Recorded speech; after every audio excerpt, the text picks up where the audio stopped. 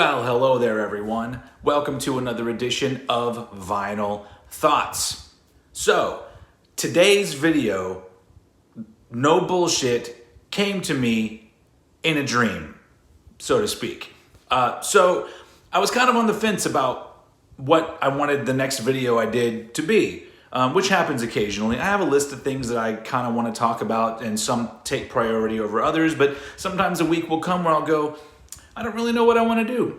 And then last night, I had a dream. And in my dream, I had somehow been given the task of interviewing Mr. Phil Rind from the band Sacred Reich. And in my dream, I was very flustered about the whole thing because I'm a very big Sacred Reich fan and a fan of Phil Rind, the man himself. And all I remember about the dream was I didn't prepare at all. For some reason, I didn't actually write down any questions. I was just gonna wing it and have a conversation, which I guess would make a pretty interesting interview. But I was freaking out because I'm like, what if I don't know what to talk about? And that's all I really remember from the dream. The interview didn't actually happen. But then I woke up today and I'm just scrolling through social media as usual. And I see that Phil Rind had liked a comment I made on another person's Instagram post that showed a picture of some of their Sacred Reich collection.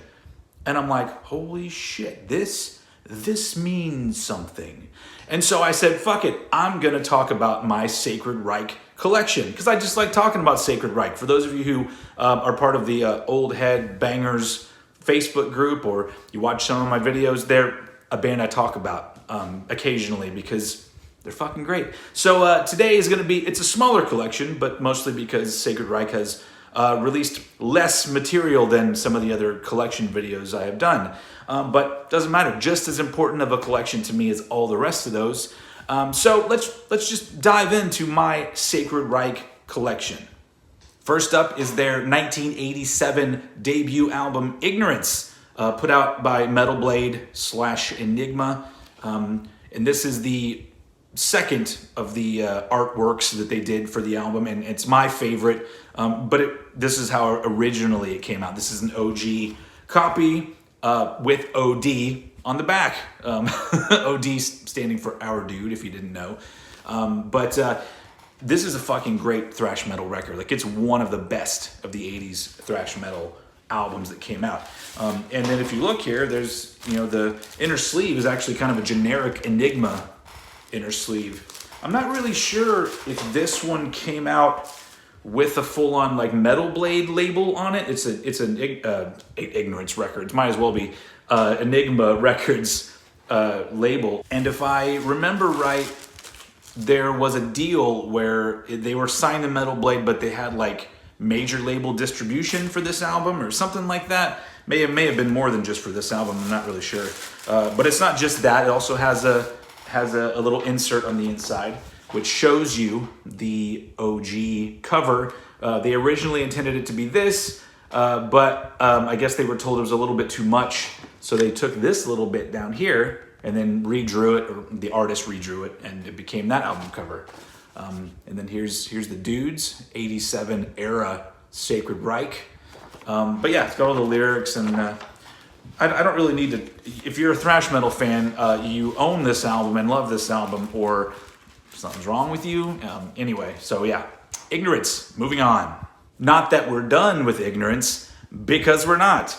This is a 2012 reissue of Ignorance with the original album cover. And then on the inside, there's a gatefold. It has the other cover, along with some, you can't hear, I'm talking behind this thing, just, you can pause those if you want to look at them. But some cool pictures of the band from back in the day. And this one actually has bonus tracks. I believe every pressing after this of the reissued version has the Metal Massacre version of, I believe, Death Squad, I think. But this one actually has 3 cover tracks instead. Side 1 ends with a cover of Rapid Fire, a Judas Priest song with Rob Halford on vocals. And then side 2 ends with The Big Picture, which is a song by MDC, who formed in my hometown of Austin, Texas. Interesting tidbit. And then, of course, Sweet Leaf by Black Sabbath. Now, the interesting thing about these is that they all seem like they were recorded not during the Ignorance time period. I do know that Sweet Leaf was for a compilation that I think was called Hempilation or something like that. But the big picture cover sounds like it came from the independent time period, but I don't really know. It doesn't say in here. Anyway, so also this one has other goodies. Well, it's got the actual the lyrics and everything, but it's got different photos on this printed inner sleeve, and then on both sides. Pretty cool. And this one's actually a colored vinyl. It's this interesting sort of red, purple, and white spatter kind of thing, which is pretty cool. I dig that. And then it also comes with a two-sided poster, which on the first side has, the blown up original Ignorance artwork, and then the second side has the back with OD. So that's pretty sweet. No, I'm not putting that on my wall. I don't want to ruin it. Up next is the 1988 EP Surf Nicaragua. Fucking classic thrash metal EP here. Only 4 tracks, one of them being a cover of War Pigs. Clearly they were Sabbath fans. Who isn't a Sabbath fan?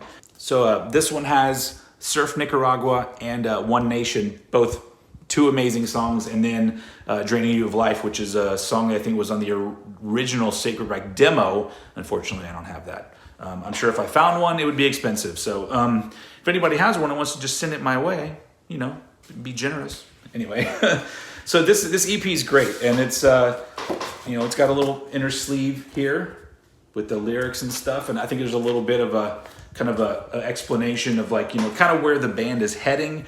That's the interesting thing. There's the dudes there. That's the interesting and great thing about Sacred Reich is by their second release, they were already thinking that, we're not going to continue to do the same exact shit over and over again, which is one of the reasons why they're one of my favorite bands ever, because they did the straightforward, really well done thrash metal, and this is kind of bridging the gap because, Surf Nicaragua is pretty damn thrashy. It just shows you that the band had a lot more to offer, and they did. You would find out that. This is actually a Road Racer Records version. It's a European pressing of it, which sometimes, because I'm so picky about getting old school copies of a lot of these albums, the American pressings, for some reason, go for way more than the European ones. And I think that's because Americans are a little greedy. But so sometimes you just pay a little extra postage and you end up getting it for cheaper. So that's how I got this guy right here, Surf Nicaragua. All right, moving on. It's bootleg time. This is called Sergeant Reich's Revenge, with Sergeant spelled incorrectly. But I really like the cover art here. I don't know why they decided his name was Sergeant Reich, but I'm okay with that. But I just love the fact that he's there and he's just shooting some KKK and Nazi dudes, and that's what I would expect him to do. It's pretty fucking great cover. I don't know who did the artwork. It doesn't say anywhere on this, but I like it. Anyway, this is a bootleg live album. If you look here, live December 31st, New Year's Eve, 1988, in Belgium. I'm not going to even try to no. I'm American, remember? I can't say anything that ain't American speaks. But this is it's an interesting concert because it sounds like it was recorded in a very small club where they were headlining and there weren't very many people. And Phil's voice is pretty shot, and he says in the concert that they had just been playing a bunch of shows with Motorhead. And so it's almost like they had a day where nothing was booked, and they booked this on New Year's Eve in this small Belgian city, and not a whole lot of people came out. Like, it sounds like it's a pretty small crowd. But it's a full, if you look at how many tracks, it was clearly they were the headliners that night. So also, I have no idea what year this came out, or who put it out. I got it through eBay, but it's on white vinyl, and the sound quality, it's not from the soundboard, but whoever recorded it, it sounds like it's a pretty high fidelity recorder. It's not amazing sound, but everything's not all muddy and clippy. It's, you know, it just sounds like an old school recording that you would get. It's good enough to where you can hear what the band's doing. And it's a great set. I mean, there's even a point on here where Wiley plays Eruption. I don't know if it was planned or not, but yeah. But anyway, it's a fun gig, and it's obviously I love Sacred Reich so much that if any bootleg comes out, I'm probably gonna buy it. But this is really the only one I've ever seen. If anyone knows of any other Sacred Reich bootlegs, put that down in the comment, because I'll probably be hunting for those at some point. Moving on to 1989 with the Alive at the Dynamo EP. This is a live performance that was at the Dynamo Open Air Festival. And it's, you know, it's just, what is it, 4 tracks? It's 4 tracks. Once again, we got War Pigs. It seems like at the time that was a staple of pretty much everything they did. Yeah, I love the cover. That just has the crowd. It doesn't have the fucking band on it, but you get, you know, some pictures of the dudes on the back. Unfortunately, this one is like weirdly warped. I believe there's some water damage to it, but you know, whatever. You know, I'm not going to discard an album just because it has a little bit of damage. There's a story and a history that goes along with this album, with this particular pressing of it. So there you go. Here's the inner sleeve, and then boom. Nope, something like that. Yeah, there you go. And then let's look at the record here. This is also Road Racer, so this is also a European pressing of this. But it sounds pretty fucking great. And you can watch, I believe, I've seen the entire performance on YouTube of the Dynamo Open Air performance. And it's great because they just seem like a band they're just on their way up. Like they just are so fucking good and energetic, and the crowd seems to be really into them, as they should have been. But this is just a little snippet of that show. So Alive at the Dynamo, moving on. Now we're on to 1990 with my favorite Sacred Reich album, The American Way. I don't really even know what to say. This album is amazing. This is, you know, like I always say, bands that are worth a shit, their second album is always going to be a progression from the first. It's not going to be redoing the same thing again, slightly better. And this is a hell of a progression from Sacred Reich. It gets way more technical, a little bit progressive. They slow things down, but all I can say is that helps the music breathe. Like, it's cool to have some fast songs every once in a while, but most of the time shit just gets lost in there. And I'm not just looking for shit to be fast and brutal all the time. It doesn't fucking matter to me. It's got to be good, and this is good. So there's the inner sleeve there. There's the dudes, circa 1990, and then some lyrics, and then there's the OD. He's got to make an appearance everywhere. And then once again, Road Racer Records. I'm all about the European pressings just because if you look, it's in incredibly good shape. Because back when these were coming out, I didn't get into Sacred Reich until the early 90s. And at that point, nobody was buying vinyl. If you were cool, you were buying CDs. And so I later had to go around to like finding versions of these. I don't know if I showed the back cover yet, but it's fucking great. Everything about this album is great. If you haven't heard this album, I mean, honestly, with Sacred Reich, just start with album 1 and move through and let them take you on the Sacred Reich journey, which we're on right now. We're moving on from The American Way. Next up, 1993, Sacred Reich gets signed to a major label and puts out Independent. I love this record. And once again, it's a progression from where they were before. Sure, it's not as technical as The American Way, but they're pushing the melodic aspects of their stuff and the groove aspect, and it's just an amazing album. And fun old head tidbit, the very first song I ever learned to play on guitar, way back in 1993, was the first riff from Independent. So always has a special place in my heart. And this is also a European pressing, mostly because there was no American vinyl pressing of this that I know of anyway. So there you go. So this is when they get Dave McClain on drums here, who is still in the band today. And there you go, some lyrics. Take a look at the vinyl. There you go, Sacred Reich Independent. And then on the back, it's this like eerie looking portrait of the band which is like, I think it's inside the CD version of it, inside the booklet. But Independent is a great album. And honestly, around that time, so many bands were getting signed up for major label deals, and a lot of them were making these albums that I guess to some it seemed like they were selling out and being more accessible. But I just think that is a natural progression for anybody that plays music, because you don't want to do the same thing over and over again if you're any good at what you fucking do. And so really the next step, once you go far over to one side, you're like, oh, well, let's see what happens if we turn this one aspect up a notch. And I think that's what Sacred Reich were doing, and they did it really fucking well.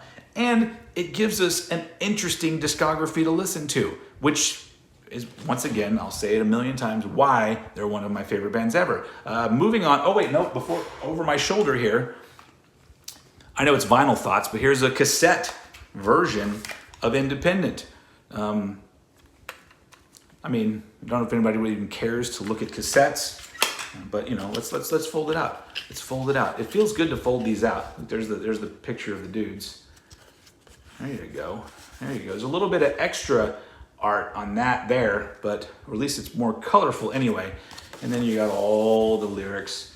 If you were my age, or maybe older, or maybe a little younger, you remember you're listening to it and you're like this, holding the thing, reading the lyrics. Anyway, all right, there you go. Independent, we're moving on. Okay, 1996, my senior year of high school. The major label deal with Independent didn't really pan out because the album didn't really do that well, unfortunately. And they're back on Metal Blade Records with this album, Heal, which, once again, it's a step further into the groove area of things. It's actually a bit more aggressive than Independent, but there is more of a groove aspect here, which I guess in 96, a lot of bands were doing that. But there are so many fucking great tracks on this album. And then there's the dudes right there. And then let's look at this inner sleeve there. It's like a little reel-to-reel tape. And then we got some lyrics on the back. And there you go. This is Heal. Now this one, like I said, this is on Metal Blade Records, so I would assume that eventually there's going to be a repressing of this on vinyl for those of you who care, and you should care because it's great. It's a fucking great album. I think it's a pretty underrated album. I don't ever like to use the words overrated or underrated because in the end it's just my opinion, but I think a lot more people should be talking about how good this album is. And this was the last album they did before their split up.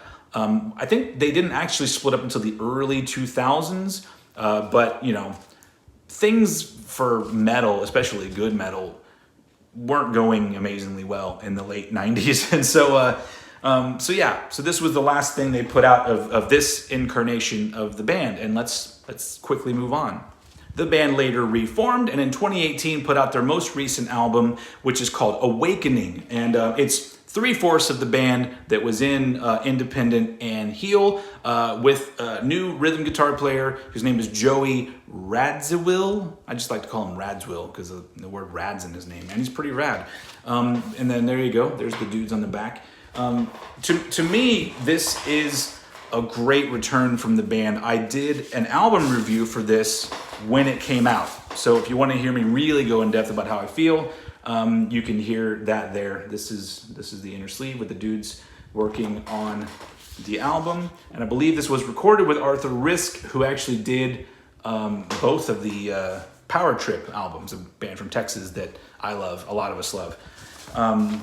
Rest in peace, Riley Gale. And this one is, look at this. This is like, that's fucking killer. This is, from the original, like a pre-order of this, before it ever came out. So would you call this a first pressing? I guess you would. But I love that this album, because a lot of bands come back and I feel like there's so much of an emphasis on trying to be thrashy and heavy and brutal to, like, I guess, please the metal fans or make a big splash when you come back. And there's some of the thrashiness on here, but there's also some groove and some melodic stuff on here. It's a very short album, but it doesn't leave you feeling like you were shortchanged. Like I feel like that there's like such a good variety just on this album, and it just sounds like a band that still has it. And at this point, this is the last thing that they've put out. And I know that they have been randomly demoing stuff, so I'm interested to know like how soon the new Sacred Reich album would be coming out, because I have a feeling, just from what I've read here and there, that it might be a little darker. And now that they've got, they've been back to playing a lot. I've been on the road a lot. Well, I guess they haven't for the past fucking year. But I feel like we're going to see another one of those steps forward from this band. Who knows where they will go? Maybe it'll be another combination of a couple different things. At this point, I don't really care, because I like hearing this band play. I like hearing Phil Rind sing, because he still sounds just as amazing today as he did back in well, it sounds better now. Fuck, I mean, if you're comparing it to 1987, but so yeah, there you go. That's my Sacred Reich collection.